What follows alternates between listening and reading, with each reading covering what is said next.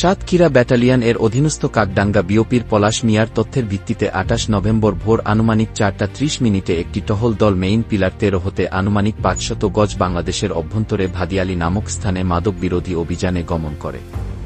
এ সময় চোরাকারবারীরা টহল দলের উপস্থিতি টের পেয়ে মালামাল ফেলে দ্রুত পালিয়ে যায়।